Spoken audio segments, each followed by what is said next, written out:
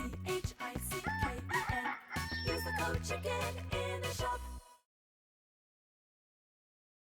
Guys, it's time to Clash with the Chicken. In today's video, we're going to talk about when potentially Clash Heroes could release. Now, we don't have any solid info just yet, but we've seen a lot of Supercell games come out and then get killed and come out and get killed. Their last game that went global, I believe, was, well, I guess technically it was Brawl Stars way back in 2018, something like that.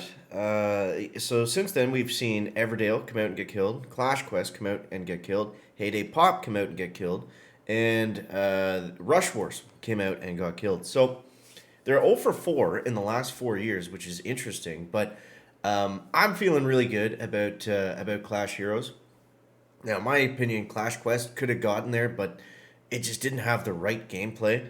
The game was just too based on luck, and we're kind of seeing some of these issues with Clash Mini right now as well. I'll make a separate video on that, detailing what I think kind of the problems are with it, holding it back. But more or less, I think it's kind of similar to Clash Quest in that it's just it doesn't have that strategic element built into the game, and like between that and the in-game communities that people create, I feel like those are the two biggest things needed for Supercell games to go global. So we don't have those in Clash Mini, so I'm kind of skipping over Clash Mini and just moving ahead to Clash Heroes. And we don't know a lot about Clash Heroes, so it's hard to say, what's going to happen and, how the game's going to be. I did find this article that was kind of interesting, so I thought we could kind of just pick some thoughts through here. But yeah, basically Clash Royale right now, we're still waiting for the beta to come out. We don't know a whole lot about the game, but it's really fun to speculate on when the stuff is going to be happening. So I think the consensus was it was supposed to come out in beta, in a few countries. Typically what they do is they'll launch in Canada, Denmark, and I forget, like Germany, like a couple other European countries. For the beta test, and then everybody can download it from there. You just have to use a VPN. I'll put a video up on how to download it when it does come out to certain countries, regardless of where you are. So typically that happens, and then it's in beta for, I don't know, anywhere from like 6 months to up to a year and a half. I think is kind of the max limit. And then from there, obviously we'll have a better idea what the game actually is, and we can really speculate on when it's going to be released globally. But what we're talking about today is when it's going to be released in a beta launch, for us to actually be able to see it and try it out. So far what we've seen on Clash Heroes is it's a top-down RPG, which is really interesting. Totally different game style for Supercell. I think a lot of it is going to function very similar to Brawl Stars. I think they were able to port kind of how that game works over to this one and then build it into like an RPG, which is really interesting. The one thing I don't know that I'm kind of speculative on with Clash Heroes is how it's going to work playing with other people, like playing in an online form, because all Supercell games are like that, right?